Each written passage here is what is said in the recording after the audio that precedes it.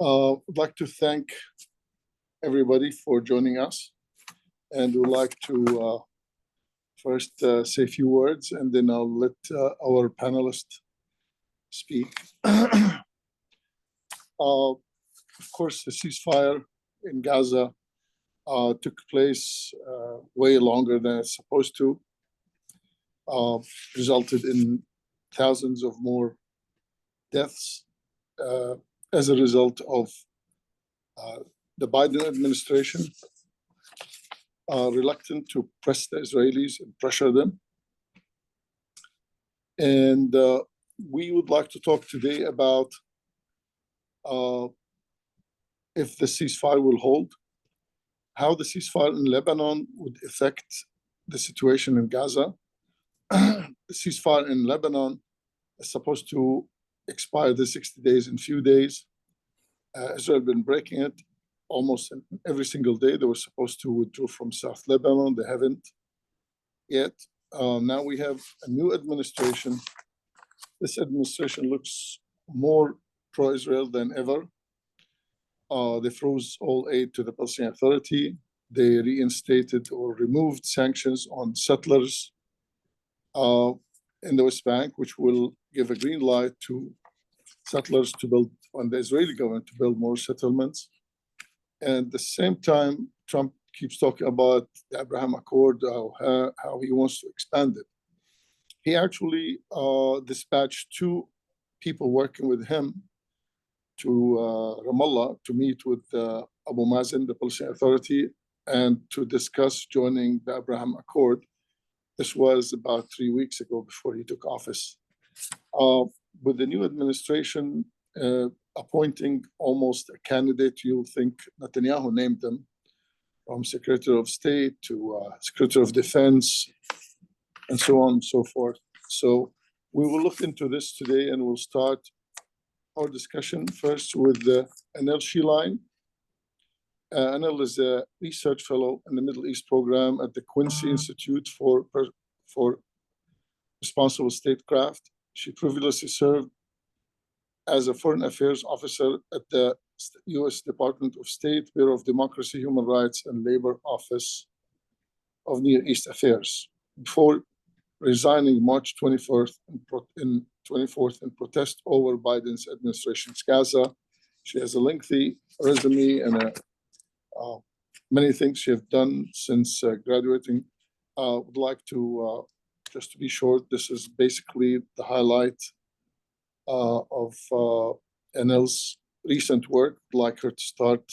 The rules here, 10 minutes, each speaker will speak. We have also Khaled Elgindy and Sam Husseini. 10 minutes, and then we'll take Q&A, please. Annelle? Yes, well, first, thank you so much for having me. It's a real honor to get to be on a panel with Khaled and Sam. I may not speak for the full 10 minutes. I imagine people may have questions, but there were just a couple things I thought people might be interested in hearing, in particular, focusing on my time at the State Department. And just to clarify, after you leave the State Department, you do have to sign a non-disclosure agreement. And this is not only pertaining to classified information, obviously, but anything that is not public. And I highlight that to highlight the very crucial work of journalists who've been doing incredible reporting and who've been able to provide somewhat more transparency into what has been an extremely opaque process under the Biden administration and what already is appearing to be similarly opaque under Trump. And what we know from the first Trump term is he doesn't necessarily do things according to standard policies. So just to highlight the crucial work of journalists. And some of that in particular, obviously, I know, those of us on the call have, I imagine, been following this for years, and in particular since October 7th.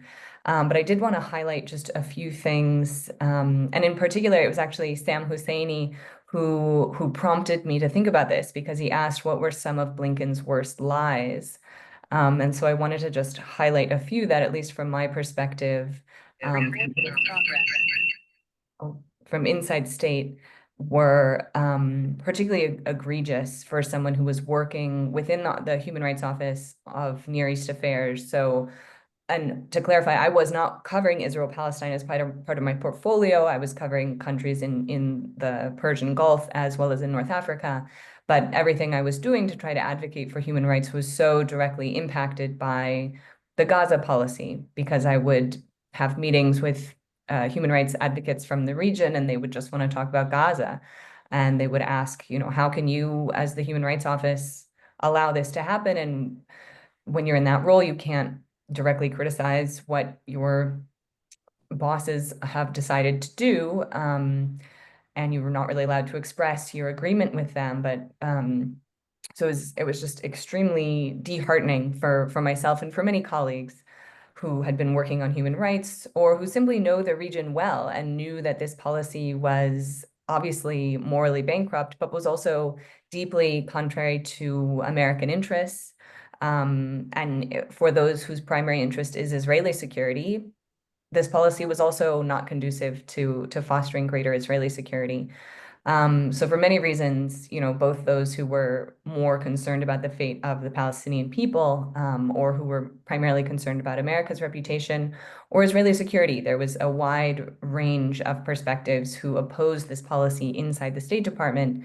And we did see a few crucial public resignations. Unfortunately, no more senior officials. I do think in particular, people like Samantha Power of USAID, who made a career of calling out genocide.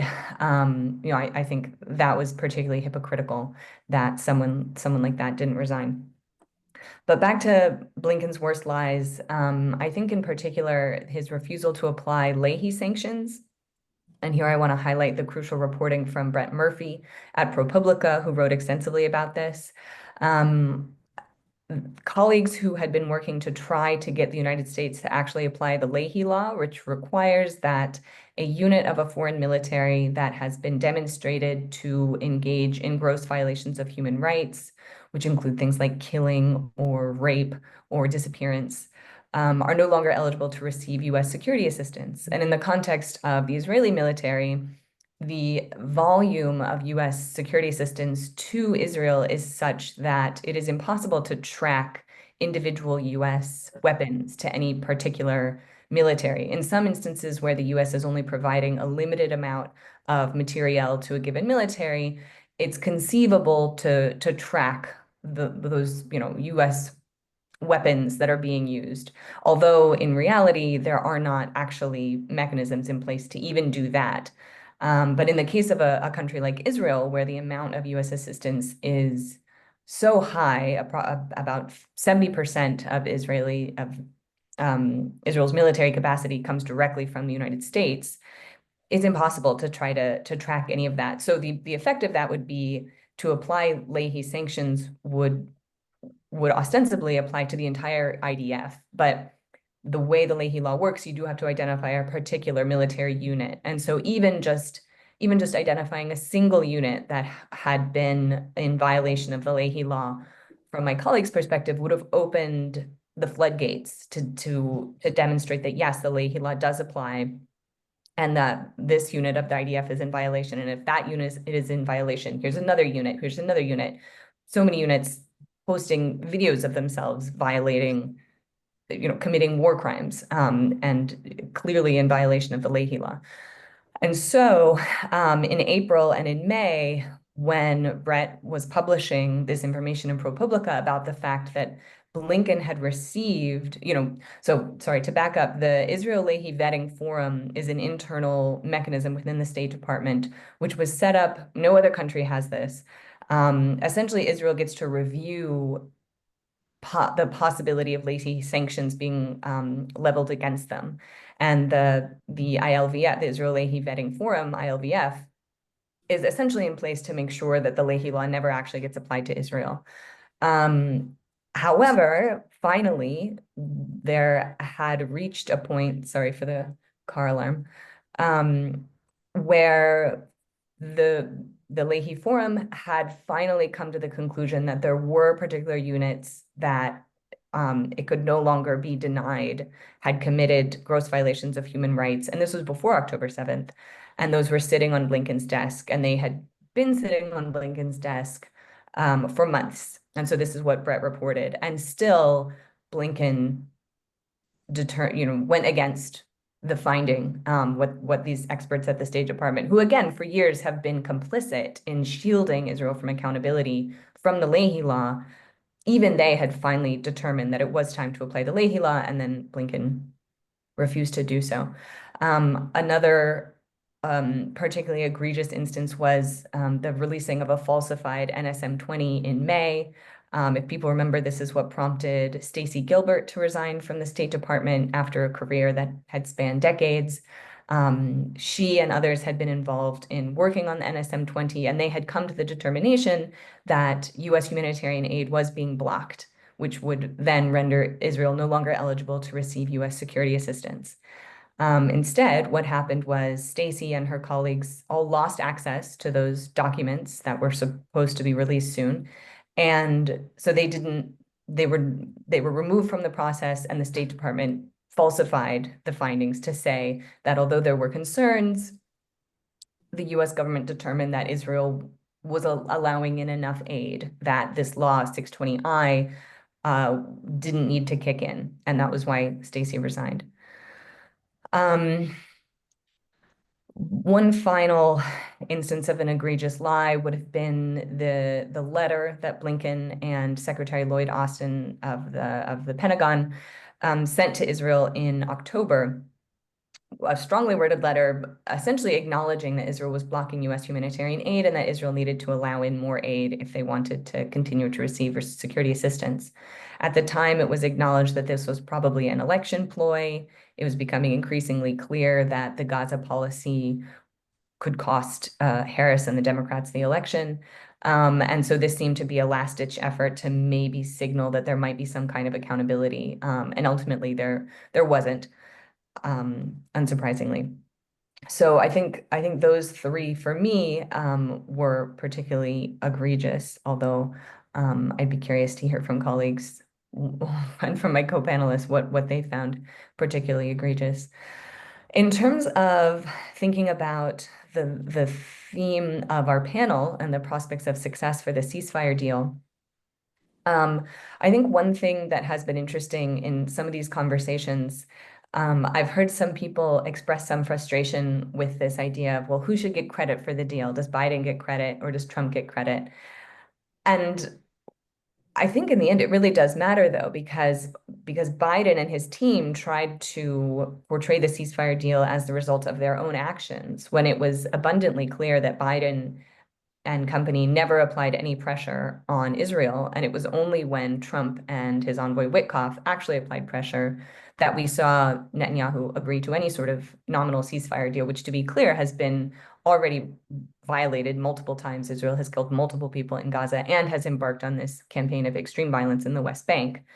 But still, the fact that Netanyahu agreed to even the idea of a nominal release of some Palestinian hostages, and in exchange for so far 3 Israeli hostages, didn't happen under Biden, and it happened under Trump. And again, just demonstrates the amount of leverage that the US has against Israel, which has been something that the Biden administration continually tried to deny.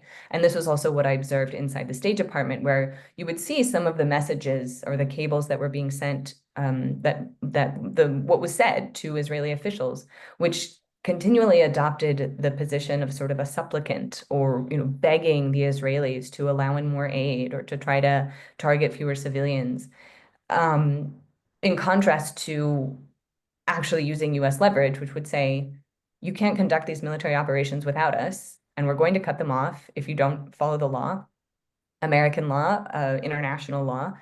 And there was never any sort of acknowledgement or recognition that the US possessed that kind of power. So although I'm have very little optimism that the ceasefire will last, or that Trump really has much interest in it beyond achieving his stated promise to have a ceasefire by the time he was inaugurated, I do commend him for using any pressure at all because Biden clearly was unwilling to do so.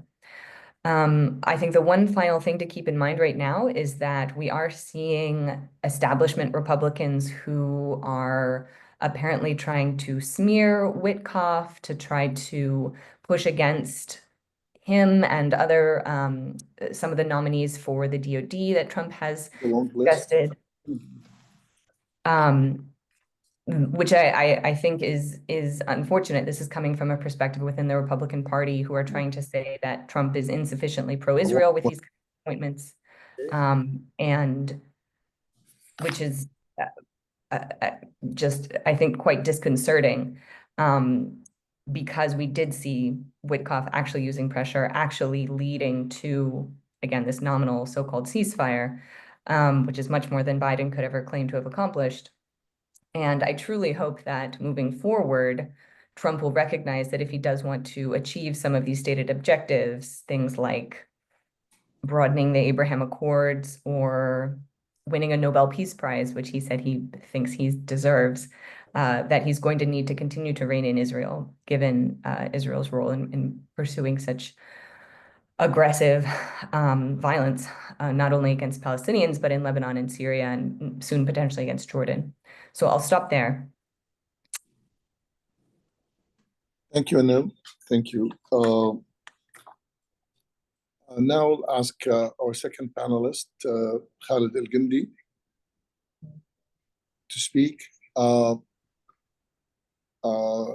is a Middle East analyst and author, as well as professor at Arab Studies at Georgetown University. Khaled previously served as director of Middle East at the Middle East Institute program on Palestine and Palestinian-Israeli affairs from January 20th until January 25th. From 2010 through 2018, he served as a resident scholar in the foreign policy program at the Quincy Institute. Khaled. Great, thank you, Khaled, and it's a pleasure to be here with Annelle and Sam and all of you. So I'm going to talk a little bit about the ceasefire and specifically the Trump role and potential role. I think it's clear, as Annelle already said. I mean, this was a deal that's been on the table for 7 months at least, since May. The deal that was signed is almost identical to what President Biden laid out back in May, and he couldn't clinch the deal. And I think the key factor, as Annelle already stated, was pressure. There really was no pressure from Biden of any kind. There was begging and pleading, and there was leaked stories about how frustrated the president was with Israel, sometimes containing expletives against the prime minister, but never any actual U.S. leverage.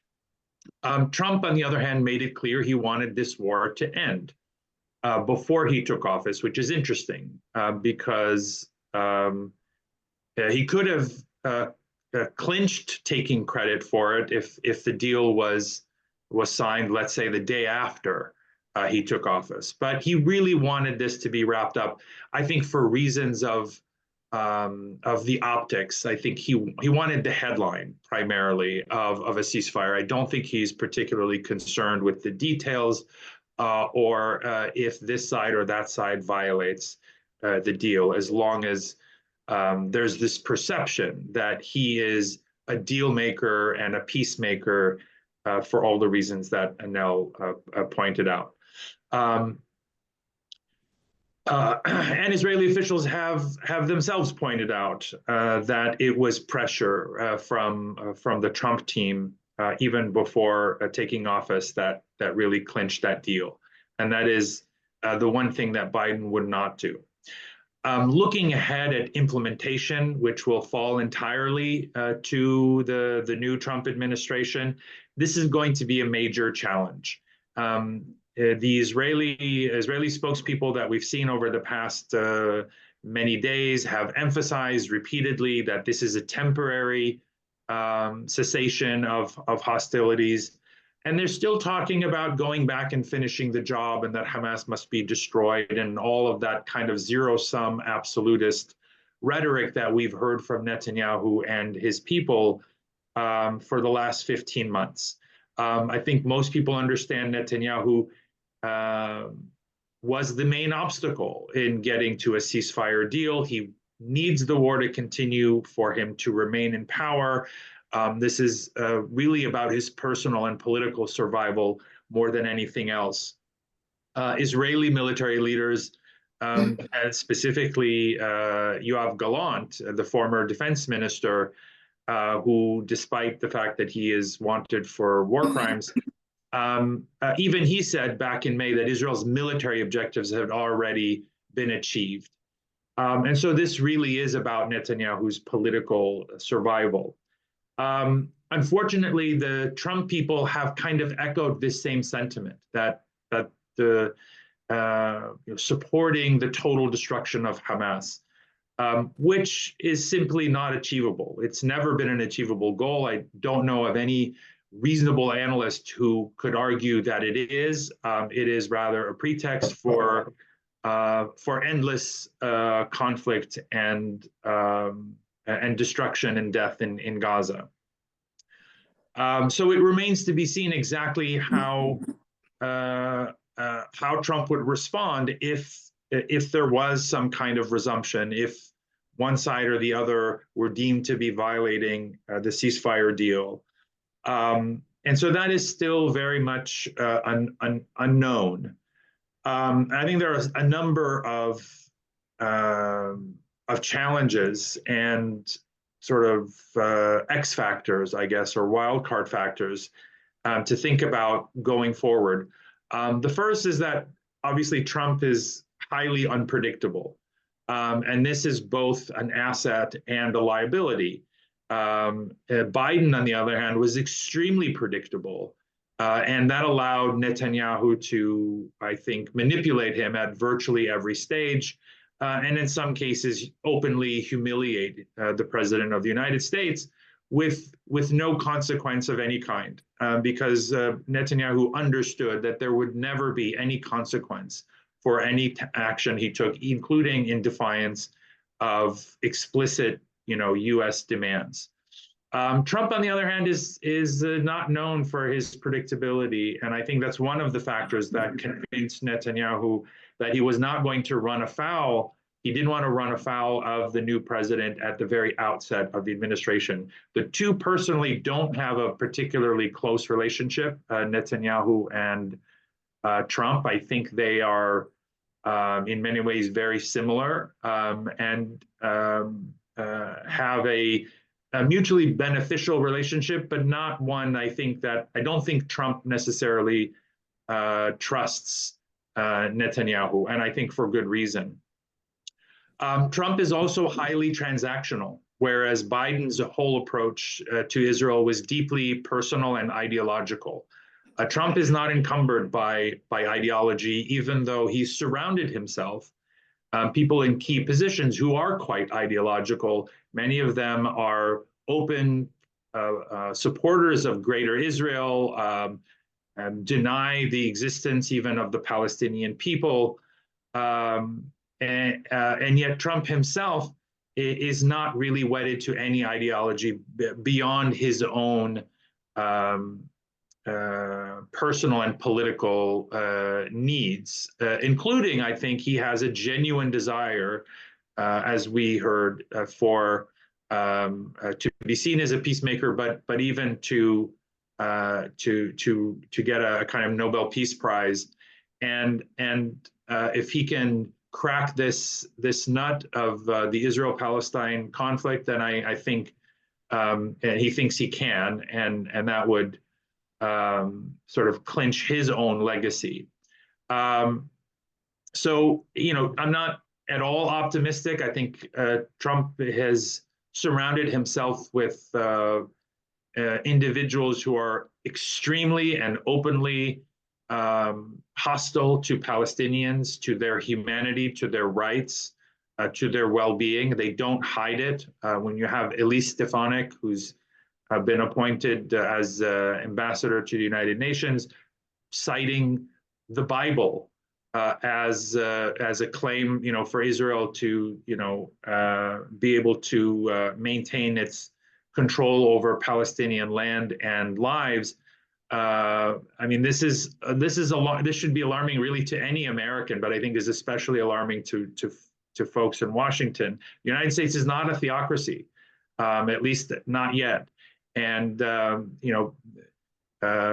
religious scripture should never be a basis for formulating a foreign policy, and I think many more people should be alarmed by that than currently are, including Democrats, by the way. There's very little outrage expressed by Democratic members of Congress.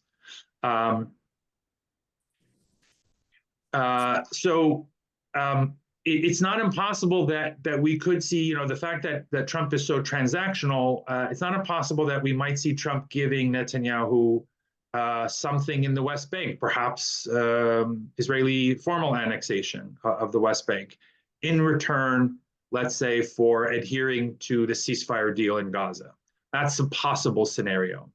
We'll have to see how closely the president follows events with regard to the ceasefire deal in Gaza. And as we heard in Khaled's opening, Israel's been allowed to violate the ceasefire more or less at will in Lebanon. And there's no reason to believe that if Biden was tolerant of that conduct, there's no reason to believe that that Donald Trump also wouldn't accept Israeli violations. It's just a matter of how far he goes. And I also think it also depends on what sort of pushback he gets from the region, and in particular, countries like Egypt and Saudi Arabia. Egypt has direct national interests tied to Gaza that are not necessarily ideological. The Sisi regime obviously is not a fan of Hamas or any Muslim Brotherhood affiliated organization. But they also don't want to inherit 1 million Palestinian refugees and don't want stability from Gaza to spill over into the Sinai. And so they have, I think, a more pragmatic approach. They will want to see the ceasefire implemented as it is. And they will have a role, I think, a very critical role in the future of Gaza. I think the Saudi role is also very important. There's been a lot of talk about Saudi-Israel normalization. It would seem to be moving forward before October 7th in 2023, and then it was halted. There's a lot of interest, certainly by the Trump people, to revive, what many see as his main foreign policy achievement, and that is the Abraham Accords.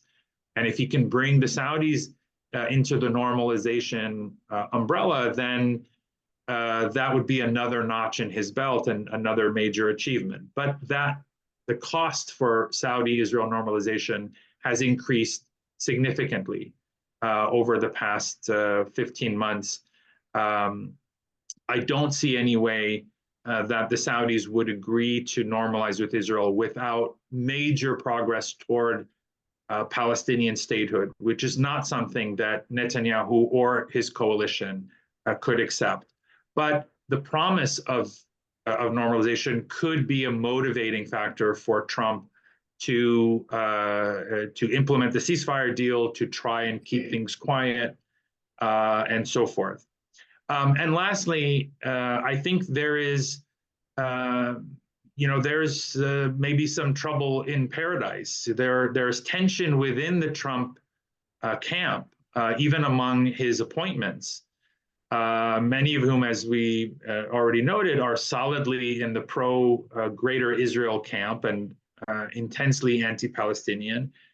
But there's real tension between them and the kind of America First ethos of the MAGA movement. America First literally means America First. It doesn't mean Israel First. And so there is deep suspicions among many in the Republican camp, and even those among some Trump appointees, who are deeply skeptical of Israeli intentions and wary about the U.S. getting dragged into a Middle Eastern war on Israel's behalf. And so that may also act as a constraint or a check on or a motivating factor of some sort in how Trump responds to the crisis in Gaza and to the Israel-Palestine arena more generally. Thank you, Khaled. Before, I forgot to mention that Khaled have a great book. I recommend, if you don't have it, you should get a copy about the Arab-Israeli conflict, Blind Spot, America and the Palestinians from Balfour to Trump. The book is the book available on Amazon? Yes, yeah, it's definitely available on Amazon. You can also purchase it from the Brookings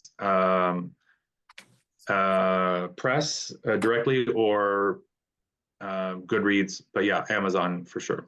Yeah, thank you, Khaled. Thank you very much. Now I'll introduce our final panelist. You probably recognize this heroic act at the State Department. Last week, that was in the last press conference for Secretary of State. Sam Husseini is an independent journalist, now writing at husseini.substack.com. I encourage you to subscribe to it, Husseini, HUSSEINI.substack.com. Since October 2023, his work has focused on Israel's slaughter of Palestinians in Gaza, especially highlighting the possibility of a country invoking the Genocide Convention at the International Court of Justice, which South Africa did in December 29, 2023, leading to oral arguments. He was scrutinized and questioned officials, most recently at the State Department. I personally worked closely with Sam on the issue of International Criminal Court, and he was instrumental in writing to embassies, writing to parliamentarians all over the world, encouraging their countries. This is something most people don't know about Sam, but I think he deserves lots of credit for his great work in this area. And I think he deserves some of the credit for the success in the end of South Africa filing this case. Now, Sam Husseini, please. Thank you. Thank you very much, Khaled. And thanks to you and the foundation for your support of that, of some of that work. I'd like to pick up on that because I think that it sheds light as to what we saw in this so-called ceasefire process. The South Africa case invoking the Genocide Convention at the International Court of Justice began in December of 2023 and led to a series of orders by the ICJ. Initially, they were rather general orders. Israel must stop all genocidal activity. Throughout the spring, the late winter and spring of 2024. However, on May 24th, the ICJ issued a very direct order. South Africa kept going back for more orders. And the ICJ said very specifically, Israel began an assault on Rafah on May 7th. Israel must immediately stop its assault on Rafah. Israel must not invade Rafah. And then they reiterated their general statements about ceasing all genocidal activity. Note the date. Immediately after that, Algeria, the only Arab member of the UN Security Council, put forward a resolution to implement the ICJ order. That is how international law is supposed to work. The court issues an order, and then the sheriff, in this case the Security Council, is supposed to implement the order. The US delayed a vote on that for several days, and then Biden came out with his ridiculous statement on May 31st, saying that Israel had agreed to a ceasefire deal brokered by the US and Qatar and Egypt. Algeria then ridiculously proceeded to put aside its own resolution to implement the legal ICJ orders. It and 14 members of the UN Security Council passed a resolution on June 10th, basically blessing this US government contrived process on the apparent belief or presumption that this would lead to peace is at hand. The only country that didn't vote for it was Russia, which basically called out the process, but they didn't veto it. They just simply abstained. Lavrov has since said that they didn't veto it, even though they knew it was a farce, at the urging of Arab governments. I presume that means Algeria, and it may well mean the Palestinian delegation, which effectively was complicit in what I view as this farce. So what I argue has actually happened has been sort of a rerun of Oslo. In 1991, there was a convening after the Iraq War in Madrid, which was supposed to be based on international law. And then in 1993, you had this backdoor channel, Oslo process, which was a road to nowhere, where the Palestinians gave up some measure of legal legitimacy. For example, they facilitated the revoking of the Zionism is racism resolution at the United Nations. And they were led into this process, and then Israel whittled them down to nothing, eventually reportedly assassinated Arafat, bombed the airport in Gaza, leading to all sorts of death and destruction, and ultimately to the outright genocide in Gaza. So I am not at all optimistic that the US government is finally set to act in a reasonable or legal-minded way. I've viewed Trump from the beginning as what I've called the opposable thumb of the establishment. He pretends to be opposed to it, but he just helps it grab more. His critique of NATO, for example, simply enabled NATO become more powerful and to get European countries to put more money into NATO. I'm not sure if I'm doing anything wrong on my video. I don't know if I'm on the screen or not. Yeah, we hear you and we see you. Oh, We're good. okay.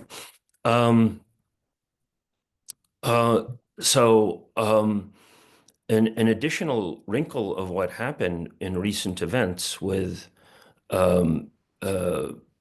the seemingly impending carve-up potentially of Syria and the changes in Lebanon is that the president of the ICJ, Salam, who's a citizen of Lebanon, resigned to become prime minister, putting in place a very pro-Israeli judge from Uganda as at least interim president of the ICJ. I hope that that changes.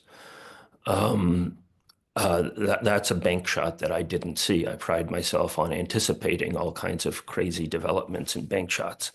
That's one that I didn't see coming, but it was quite a move to apparently undermine the South Africa case at the ICJ there. I think we should focus in, I guess, a couple of minutes that I have left. We can do all kinds of prediction and what we think is going to happen and so on. But I'd like to focus on things that we can tangibly do in addition to the obvious things of trying to assert free speech as it's under assault on many of these issues and protest activity and so on. The ICJ process, I first wrote about this possibility during the Israeli assault in 2014. And it was always viewed as a two-step process. That is, you get orders from the ICJ, and then the US will obviously veto any such orders at the UN Security Council. But then you go to the General Assembly under Uniting for Peace. And right now, I should say, Algeria is the president of the UN Security Council. That means they have tremendous leeway in terms of the agenda there. Algeria right now could be calling for a vote every damn day and force the US to veto every day. Imagine if they did that. Imagine there's the potential for protests outside the US mission to the UN, which is right across the street from UN headquarters, and the galvanizing effect that such actions should have. So I tend to focus on what can be done. We were able to get South Africa to invoke the Genocide Convention. Very powerful move, but it has not, and many countries have issued declarations of intervention, basically supporting the South Africa case. But the General Assembly has used Uniting for Peace simply to call for a perfunctory ceasefire. They have not used it to call for an arms embargo on Israel, to call for economic sanctions on Israel, to call for a peacekeeping force, to call for suspension of Israel. Those things can and should be done, and people all over the world should be petitioning their governments, which say the right things in many cases, from Brazil to Indonesia and so on, but don't put their shoulder to the wheel in terms of doing what they can do. Obviously, the main criminal elements are the US and Israeli governments, but these other governments need to live up to their rhetoric. In terms of domestic US politics, Trump's speech, beyond his actions, which Khaled Saffuri correctly outlined, his speech was very much focused on manifest destiny and settler colonialism and so on. That does not ring very beautifully in my ears.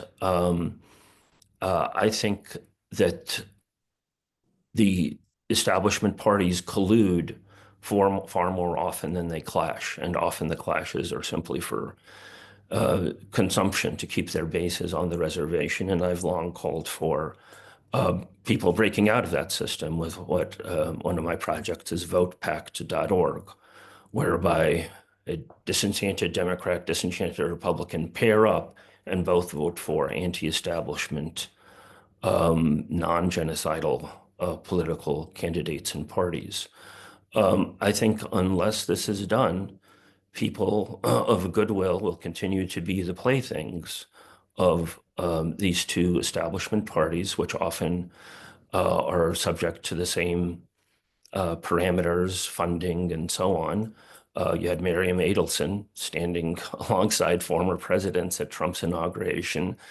So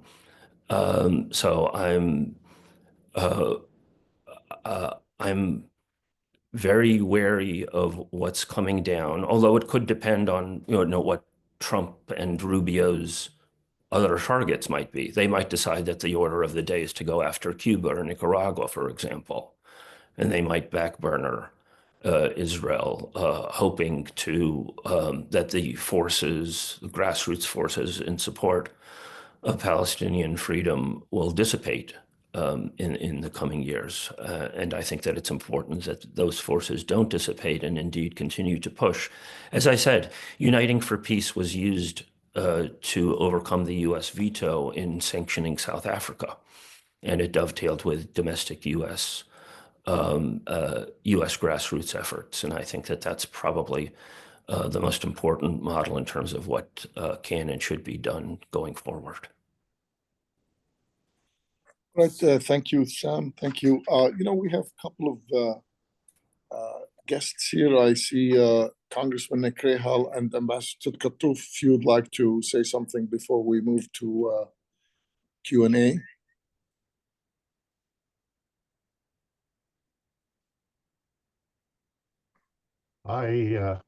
Ted Kattouf here, Khaled. I listened with interest and obviously agree with. Why wouldn't I agree with most of what I heard? It reflects reality. What has struck me. Sorry, I can't get my camera on, but what has struck me is, having grown up with this issue, born in this country, my parents born in this country, is the number of young people who came out and rallied in support of human rights and international law and Palestinian rights against tremendous pushback, but still ongoing and getting worse. But nevertheless, I'm not sure I ever thought I'd live to see this.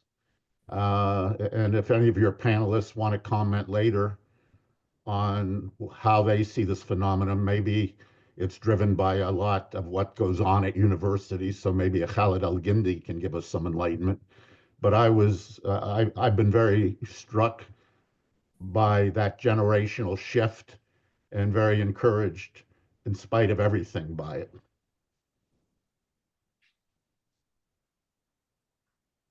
Khaled? Yeah, sure. I mean, I would say I share that that sentiment. Let's call it relative optimism. It's hard to be optimistic given just the the darkness of this moment.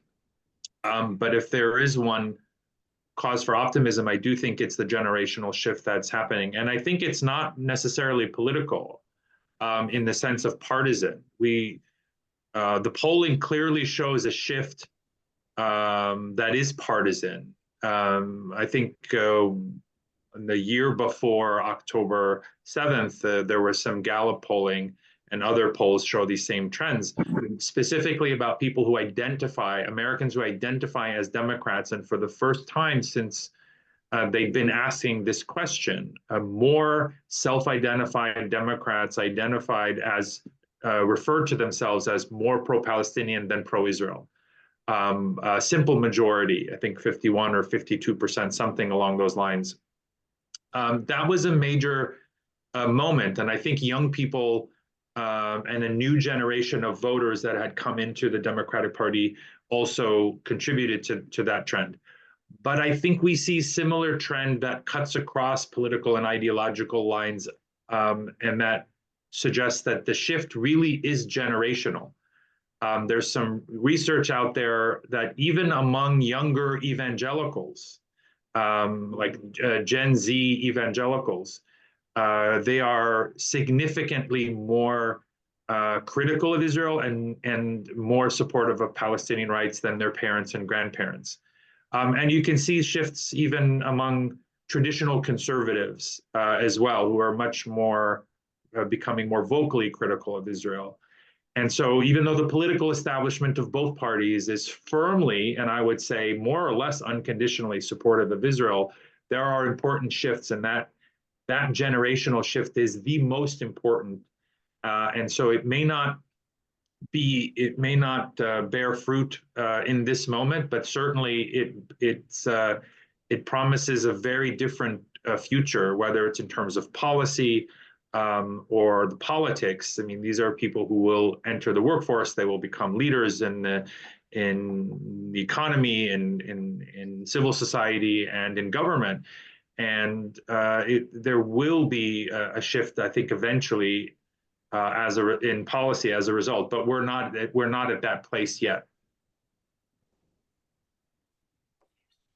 Thank you, Khaled. I think Annelle would like to weigh in on that too. Yeah, just quickly, I just certainly agree with everything you just said, Khaled. But I think a crucial thing also in terms of the generational shift is the role of social media and having access to images of what's happening, and the fact that the Israel lobby has acknowledged that this is part of why they want TikTok banned, because it has contributed to this shift in how Americans view Israel policies. I think another super important thing to think about here is the impact of Citizens United on allowing so much more money to flow into politics and into the Israel lobby, and how that has contributed to this disconnect where you used to have the state of Israel and the Israel lobby was much more tied into sort of the American Jewish grassroots organizations. And then in the aftermath of Citizens United, there has been this significant shift towards the oligarchs, people like the Adelsons, other extremely wealthy individuals who so the Israel lobby is no longer accountable to members of the American Jewish community who, were crucial actors in the civil rights movement, for example, or who otherwise, we've seen this split among many people in the American Jewish community who are opposed to what Israel is doing, but the Israel lobby is no longer accountable to them. So I do think that sort of the role of money in politics and the extreme amplification of that since 2010 and Citizens United has been a big factor here as well. Okay, now, Sam, do you like to say something about this? Yeah, I mean, I spent a lot of time at the encampment at GW before it got ripped apart. I was heartened by it, but the fact of the matter is that it is not as vibrant. A lot of people thought that come last September, there would be massive renewed activity, and that didn't formulate. And I think that the universities, and as we saw recent actions at Harvard and elsewhere, have in significant part succeeded in undermining the student movements. That's part of the reason that I've been advocating for them to get off campus, to get in front of major institutions, for example, in Washington, D.C. GW is just literally blocks away from the State Department, and other places. And as I say, in New York, at the UN, you've had a lot of actions at military contractors, in Britain especially, but increasingly in the United States, that are supplying Israel. So I hope that student activity, if it isn't going to be able to manifest itself on campuses, because there's huge First Amendment issues at stake here, right? That Congress hauled these university presidents before them, and you had members of Congress like Stefanik, who's now looks like heading to the UN, outright threaten their funding, their federal funding. So many of these big universities depend on federal funding. And people say, oh, universities are private institutions and they can determine they're not subject to prosecution under or any kind of legal edict vis-a-vis the First Amendment. That's not true. If there is coercion or collusion from the government, that constitutes a First Amendment violation. If the government tells an institution you have to shut down somebody's free speech, or we're going to hurt you financially or in some other way, that is not legitimate. So I think that I hope that there are lawyers working on how to pursue those kinds of First Amendment rights. And as was said earlier, the developments regarding TikTok are also concerning, that big tech is increasingly dominant of the public square and what young people and other people see. And if it becomes more and more of a rigged process, we have to figure out ways around that. One of my projects, if you go to Husseini.org, you not only see my Substack, but you see various projects. One of my projects is called the Papers Project, and that's actually why I emailed around asking for Blinken's big lies, because I want to make a flyer that people can use whenever somebody like him appears somewhere, that people can hand out those resources to regain the public square, since increasingly big tech is going to, I think, attempt to manipulate speech in more and more ways that could have very damaging results. Thank you. I'd like Congressman Nick Rahal's input. 1982-83, when Israel invaded Lebanon, I remember the congressman went with other members of Congress to Lebanon, and they played the role in pressing the Reagan administration taking action and forcing Israel to stop. This time we didn't have any of this, and I think most Arab countries, or not most, some of Arab allies to the US were complicit in Israel's war. I know from friends in the State Department. Namely, one friend was with the Secretary of State. They went to Middle East on October 10th and 11th, right after October 7th Hamas attack. And Arab leaders asked him not to press Israel for ceasefire. Some Arab countries actually were backing the Israelis in this war. Some of them end up changing slightly because of pressure from within these countries. They also thought the Israelis will finish the job in a couple of months. When it took longer, they start at least publicly criticizing Israel. But in reality, and I don't know if this was a factor that no Arab country was pressing the White House to press the Israelis. Congressman Rehal, can you please tell us what you think about this? Well, thank you, Khaled. And first, to all the panelists, I commend you for your very interesting and experienced comments this morning. You're exactly right, Khaled, and I'm sure, and I'm sorry I missed some of the earlier conversations, but I did not see any pressure from the GCC countries or any of our Arab allies in the region on Israel during either the campaigns in Gaza or the genocide in Gaza, I should add, or the campaign against Hezbollah in Lebanon. I recognize they have their own tight ropes they have to walk. They probably supported the majority of Israel's actions against both Hamas and Hezbollah, especially Hezbollah in Lebanon. Silently supported, of course, but they don't want to anger the Iranians. They fear the Iranians until they can reach a broader accord in the region with as a total Arab group. You know, what Israel did and got away with under the Biden administration was atrocious. And I don't think there's any hidden fact about my Democratic leanings over decades, but I was totally disgusted with how Biden allowed himself to be bullied by Netanyahu during this whole process.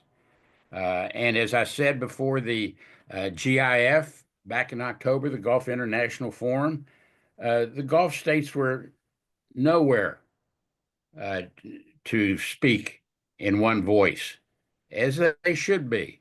And as I hope they're doing today, trying to get their act together, hoping to get their act together and speak in solidarity to this White House.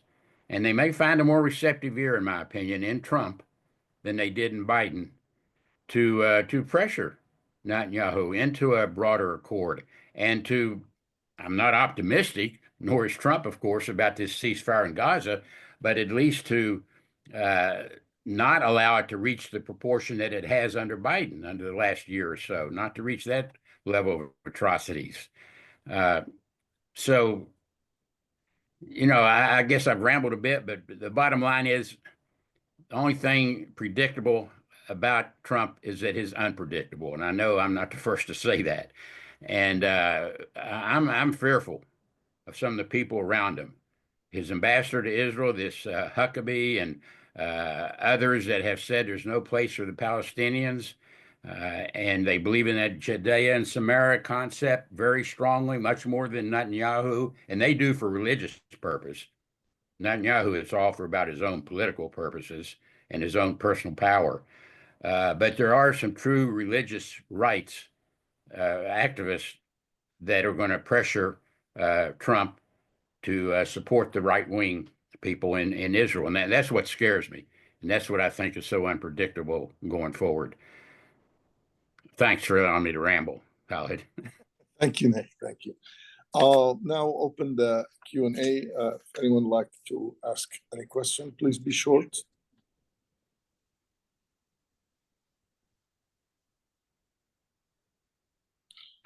Basically, what we're saying that this ceasefire is under the mercy of Trump's mood.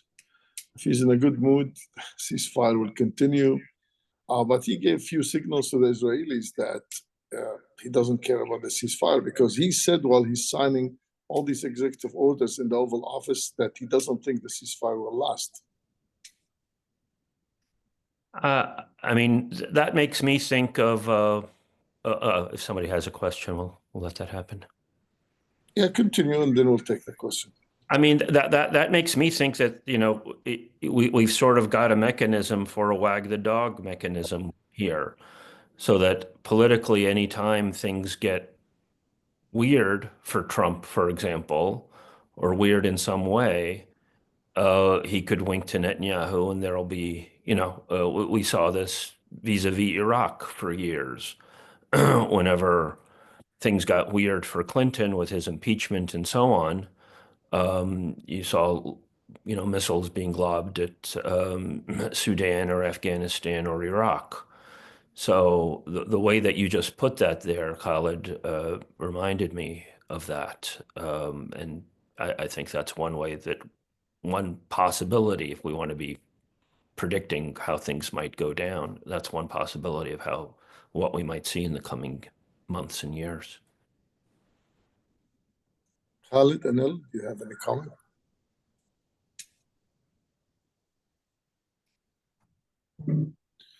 Do we have any questions? I do.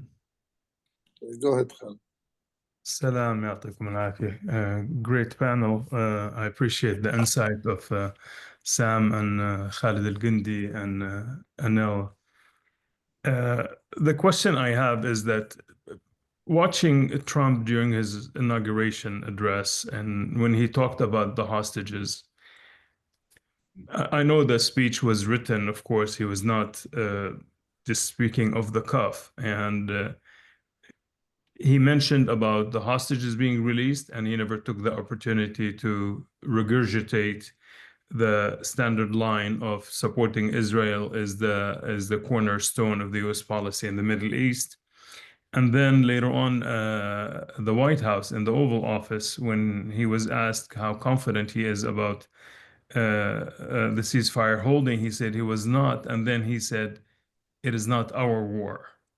Once again, he did not take an opportunity to say, to bash the other side and to say, well, we support Israel and we believe Israel has the right to defend itself, etc. So does that signal any shift, or do you see that as accidental, just a brain fart by Trump, or was it meant, or was it intentional?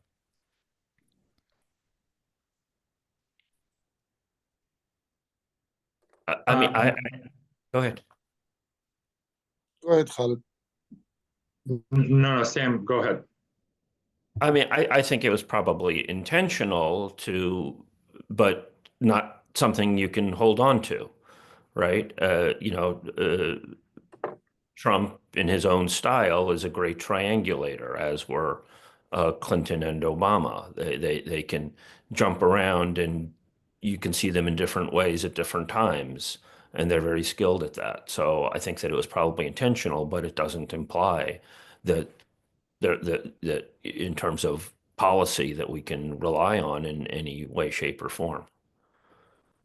So it's the perception of the moment that he's managing right there, in my view. Khaled? Yeah, I'll say I don't disagree with that assessment, but I do think it's, intentional or not, he's the president. And so that becomes the US policy. And I do think, I think Trump is his temperament and his personality. He doesn't like it to be shoehorned or bullied into making certain pronouncements. Obviously, what he's already the proclamations he's already made, both during the campaign and since being elected, are already pretty strongly pro-Israel, right? And just look at his appointments, and it speaks for itself. But he's not a person to speak in this kind of well-choreographed Washingtonian talking points. He's not known for that. And, Biden would stray from the talking points for different reasons. But Trump is his own guy, and you remember back when he first became president, the first term, in the very beginning when he did that joint press conference with Netanyahu, and someone asked him about a two-state solution, and he said, "Well, I could support one state, two states, whatever the parties agree on." That was just his gut. He's just speaking off the top of his head. But it was consistent with his administration's policy that was very non-committal about a two-state solution. So I think this is in a similar vein. I don't think he he particularly cares for all of the, he likes people to be sycophants with him. And he's not interested in being kind of sycophantic with regard to others, including Israel. Congress members and other politicians will sort of, there's no hyperbolic expression that is too absurd for them to express their devotion to Israel. Well, I mean, Trump is only devoted to Donald Trump, and there is no entity higher than him in his mind. Thank you, Khaled. Yesterday, I had lunch with one of Trump advisors, people that worked with him on the campaign, also a guy who's supposed to get an appointment. I asked him about Trump. What does he believe? Does he really believe on the two-state solution? He said, yes, he does. And he claimed that Waltz also, his national security advisor, does. And I said, how does it make sense that he appoints all those guys that oppose two-state solution? And his answer was, this is for his donors. He's appointing those guys to please his donors, but he really wants to push for two-state solution. The second thing, he has an obsession of getting the Nobel Peace Prize. He thinks Obama got it, Carter got it, and he wants to get that, so in any way he can do that, he's going to try to do that. As part of the deal with the Saudis, going to push for the deal with the Saudis now. And meanwhile, he sent a couple of his aides to Ramallah to meet with Abu Mazen with the Palestinian Authority. Abu Mazen made them wait 2 days before he met with them, but they met with him and they discussed this issue. I don't know how serious and how far he can carry that. He surrounded himself by all those either Christian Zionist or pro-Israel, hardcore pro-Israel, from Marco Rubio to others. Just have to wait and see. And I think it's all back to Trump's ego. Well, we should emphasize that he is in his second term, and assuming that he doesn't have delusions of serving another term, in realistic terms, what does he need his funders for at this point? So if he wants to, if we're going to stake this on his mental state, he can, I mean, Trump is notorious for, betraying his business associates and so on. He can do that.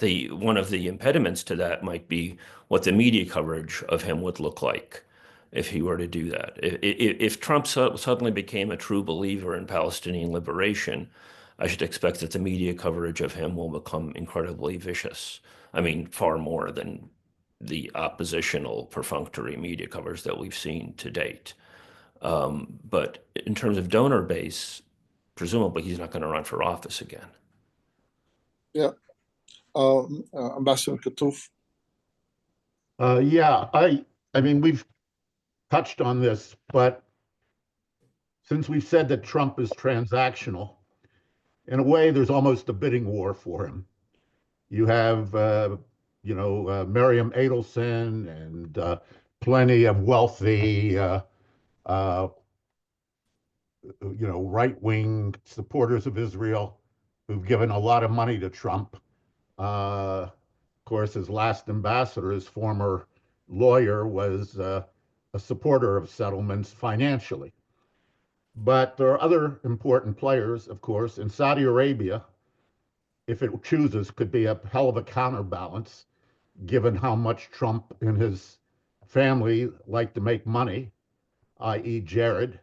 Iran, if you're looking for a Nobel Peace Prize, Iran's in a very weakened position, and Trump doesn't like wars in the Middle East.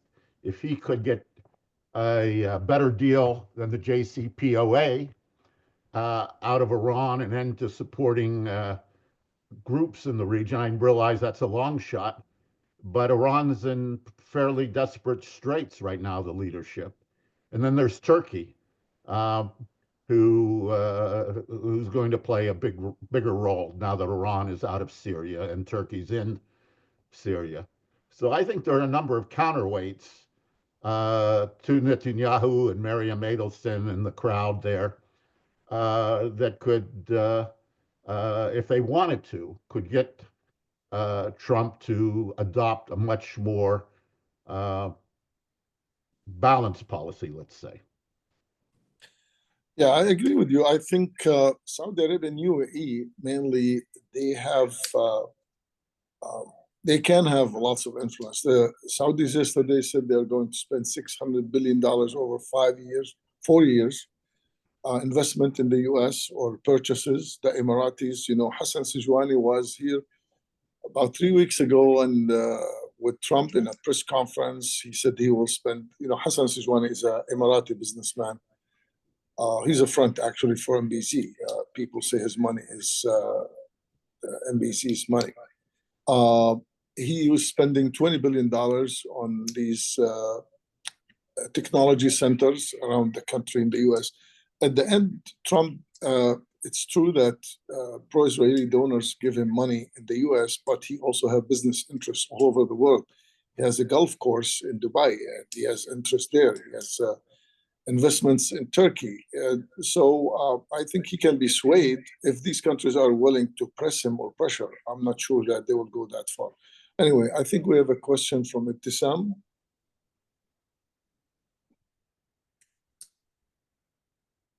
Ibtisam?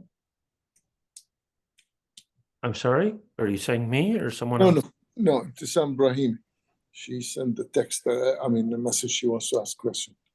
I don't know if she's still with us. Anyway, anyone would like to comment? Yeah, I Ibtisam, can. Well, this is Annelle. I saw so Yeah. Ibtisam had asked if we could comment on reports saying that Israel and Trump are considering the transfer of people of Gaza to Indonesia, which seems like Yeah, a crazy thing to say. This was reported from the Jerusalem Post, and apparently this was something Steve Wojciech, the envoy responsible for actually applying pressure on ceasefire. This is something he told that this is a possible plan, which seems insane. At the same time, my understanding is Witkoff has just been asked to take over the Iran file. And again, this, as someone just mentioned, the possibility of a better deal that Trump promised he would achieve, that the JCPOA was inadequate and that he would get something better, seems plausible given, obviously, as has already been acknowledged, many of the people that Trump has nominated seem extremely pro-Israel, but some of the others, especially in the Defense Department, seem potentially to be a little bit more in sort of the MAGA, America First camp, or in particular to be China hawks who buy into this notion that the Middle East is no longer of such significant strategic importance to the United States, and instead the US should really be focusing more of its energy and attention and resources on the so-called threat from China. I can't offer any additional insights into this idea of transferring Palestinians to Indonesia. It seems insane. I wouldn't put it past them, but it does seem like the person who made that comment may no longer be covering this portfolio. Yeah, it was more of a joke, like Indonesia have 3,000 islands and just give them empty island. And right-wing Israeli commentators, they were repeating this ridiculous idea. Yeah, I think it probably speaks more to the fantasies of Israeli, of particular Israelis, whether in the media or politicians, than an actual proposal. And in any case, no Palestinian would accept it, and I'm sure the Indonesian government, I can't speak for them, but I doubt very much that they would be willing to accept such a thing. So it's I don't really think it's a serious proposal on the table. Thanks. Any questions? Any comments? I would just caution in terms of, I was up at the UN and I questioned some Arab ambassadors, including the Saudis, or tried to, during the opening of the General Assembly, right before Netanyahu assassinated Nasrallah. And it was apparent that they were not and are not doing all that they can to stop it. So I mean, one of my go-to rules is in politics, the powers collude and the people get screwed, and not in a good way. So, Saudi Arabia, like Iran, and so on and so forth, are acting in their own perceived self-interest. So I think that it's a mistake for the Palestinians or for people of conscience to look to them to, come to the rescue in any way, shape, or form.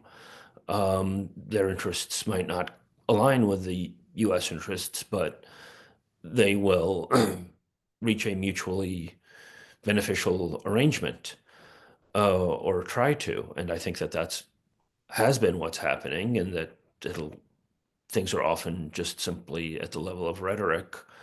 Even, I should say, with respect to Iran. I mean, they could threaten Iran to the extent that, it could leave, that they've now weakened Hezbollah tremendously. I don't know where that leaves Yemen. That could become the priority, the same way that Israel sought to weaken Hezbollah. Their priority now may well be to weaken Yemen, to, exact what they would regard as vengeance upon anybody who actually put their shoulder to the wheel in terms of defending the Palestinians during the slaughter.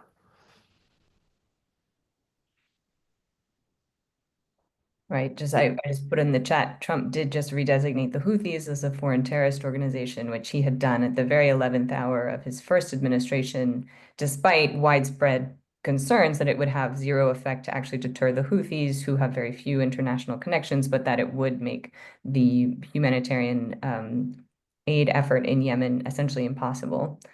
And so that was one of the things Biden changed immediately upon taking office, was to lift that designation so aid could flow. Biden did then designate them as sort of a specially designated terrorist organization, which is not as wide-reaching a designation, and now Trump has reinstituted the FTO. Okay. Any comments or questions? I guess we conclude our panel today, and I would like again to thank you all. Thank you, Khaled Elgindy, Annelle Sheline, and Sam Husseini. Thank you for your great work, and thank you for standing for justice and for the Palestinian people. Thank you. Thank you. Thank you so much.